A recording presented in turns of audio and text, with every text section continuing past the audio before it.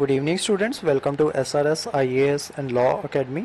आज की हमारी करंट अफेयर्स की न्यूज़ है। आज की न्यूज़ है चाइनीज़ जो लोन ऐप्स है ना, 100 से ज़्यादा जो चाइनीज़ लोन ऐप्स हैं उनका जो भांडाफोड़ किया है दिल्ली पुलिस ने।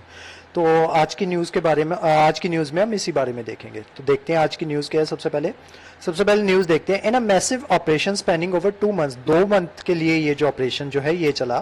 और इसको दिल्ली की एक टीम है जिसका नाम है, मतलब दिल्ली की एक यूनिट है जिसका नाम है intelligence fusion and strategic operations unit of Delhi police की एक यूनिट है।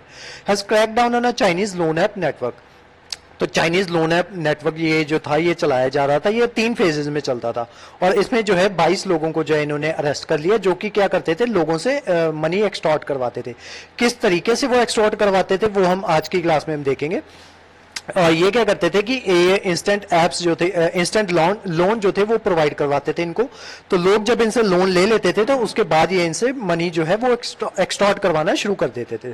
तो वो मनी एक्सटॉर्ट कैसे करवाते थे, किस तरीके से करवाते थे, वो आज की क्लास में हम देखेंगे। The network consist of 100 malicious apps. 100 ऐसी एप्स जो थी उन्होंने बनाई हुई थी, और उन ऐप से जो थे ये आपके मोबाइल में एक बार घुस जाते थे और उसके बाद जो है आपका जो डेटा होता था वो सारा चुरा लिया जाता था। Chinese entities have been founded directly involved. जो डीसीपी है KPS मल्होत्रा, उन्होंने बोला है कि जो चाइनीज एंटिटीज जो है वो डायरेक्टली इन्वॉल्व पाई गई हैं इसमें। 51 मोबाइल फोन, जब उनको गिरफ्तार किया गया तो वहां से 51 मोबाइल फोन्स बरामद किए गए। 25 हार्ड डिस्क थी वहां पे, 9 लैपटॉप्स थे कंटेनिंग वॉल्यूमिनस डेटा, 19 डेबिट और क्रेडिट कार्ड्स थे, देन 3 कार्स थी और 4 लाख जो था वो कैश था। इनसे रिकवर करवाया गया एक्यूज से, DSP मल्होत्रा जी का कहना है। अब देखते हैं कि पुलिस को इनके बारे में कैसे पता चला। The cops started probing after 100 of complaints. 100 of complaints जो थी, ये जो आपका national cyber crime reporting portal है वहां पे जो है लोगों ने कंप्लेंट करना शुरू कर दिया कि इस तरीके से जो है उनसे पैसा जो है एक्सटॉर्ट करवाया जा रहा है। तो इस तरीके की 100 से ज्यादा जो है कंप्लेंट्स जो है वो इनके पास पहुंची। तो इन्होंने इसके ऊपर इन्वेस्टिगेशन करना शुरू किया।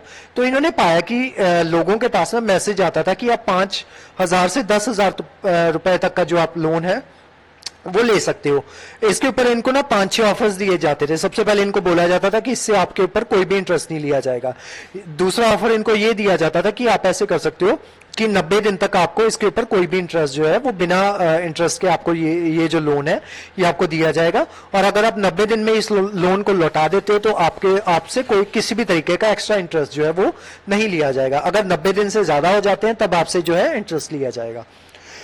तो लोग जो थे इनकी बातों में आ जाते थे, लेकिन जैसे ही वो लोन ले लेते थे उसके कुछ दिनों बाद ही इनको मैसेजेस आने शुरू हो जाते थे कि आप जो है आपको इतना इंटरेस्ट जो है डेली बेसिस पे आपको इंटरेस्ट जो है वो देना पड़ेगा।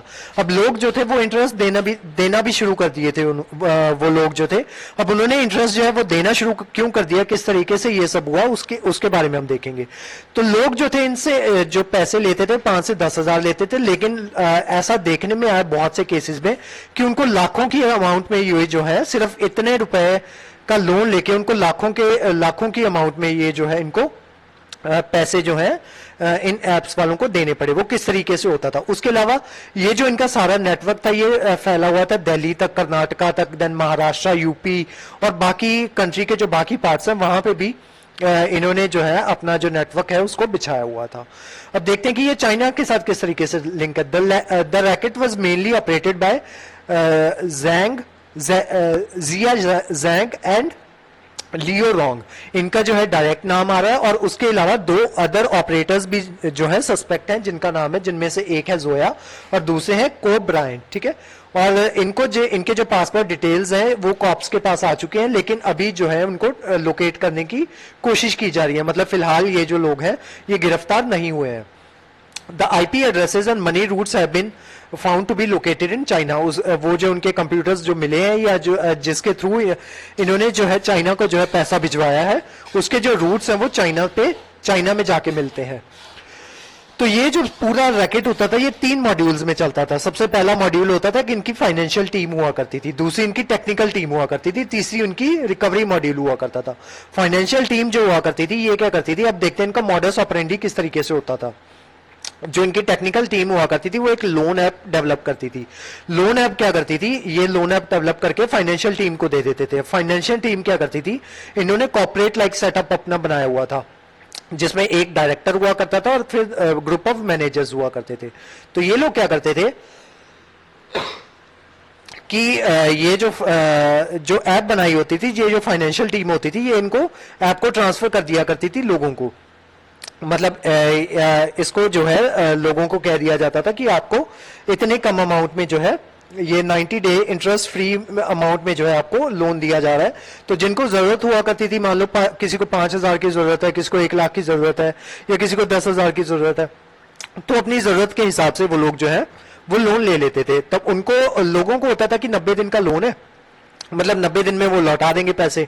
लेकिन जब वो लोन ले लेते थे तो उसके बाद 2-3 दिन बाद ही उन्हें कॉल आ जाती थी कि आपको जो है इंटरेस्ट जो है वो पे करना पड़ेगा। उसके अलावा जैसे ही वो एप्लीकेशन डाउनलोड करते थे तो उनसे परमिशन मांग ली जाती थी। जैसे ही आप देखते हो ना कि आप एप्लीकेशन डाउनलोड करते हो तो आपसे परमिशन ले ली जाती है कि आपकी कॉन्टैक्ट लिस्ट जो है उसको असेस कर पाएगी एप्लीकेशन होगी, या फिर जो आपकी गैलरी होगी उसको असेस कर पाएगी। तो ये जो एप्स होती थी ये भी यही काम करती थी, वो आपकी कॉन्टैक्ट लिस्ट जो है उसकी असेस मांग लेती थी आपसे, और जो आपकी फोटो गैलरी जो थी या फिर आपका जो पर्सनल डेटा है उसकी जो है असेस आपसे मांग ली जाती थी। जब आप असेस दे देते थे तो ये जो सारा डेटा हुआ करता था ये जो कंपनी जो थी अपने सर्वर में सेव कर लेती थी और इसको जो है चाइना में ट्रांसफर कर दिया जाता था इस डेटा को। उसके बाद क्या होता था, 2-3 दिन बाद आपके जो कॉन्टैक्ट लिस्ट इन्होंने आपकी उठाई थी वहां से नंबर्स उठा के ये आपके रिश्तेदारों को कॉल करना शुरू कर देते थे कि आपका जो है आपका ये वाला रिश्तेदार है, इसने इस तरीके से हमसे इतना लोन दिया है, तो वो जो है लोन की रीपेमेंट नहीं कर पा रहा, तो आप उसकी जगह लोन को रीपे कर दो, वरना इसके कॉन्सिक्वेंसेस को फेस करना पड़ेगा उस रिश्तेदार को। अब मान लो आपके रिश्तेदार को इस तरीके की कॉल्स आ रही है तो आपका रिश्तेदार फिर आपको कॉल करेगा कि क्या तुमने इस तरीके का लोन दिया है। उस वजह से क्या हुआ कि आप ही की बदनामी होगी। उसके अलावा ये लोग क्या करते थे कि आपकी फोटो गैलरी में ये वहां से फोटोज उठा के उन फोटो को माफ करके उसको वल्गर फोटोज बना देते थे, और फिर उसके द्वारा आपके कई बार आपके फ्रेंड्स को जो है उनको सेंड कर दी जाती थी, या फिर आपको सेंड करके कहा जाता था कि अगर जो है आप इतनी अमाउंट ऑफ पेमेंट हमें नहीं करोगे तो ये जो फोटोज जो है आपके रिश्तेदारों को ट्रांसफर कर दी जाएंगी।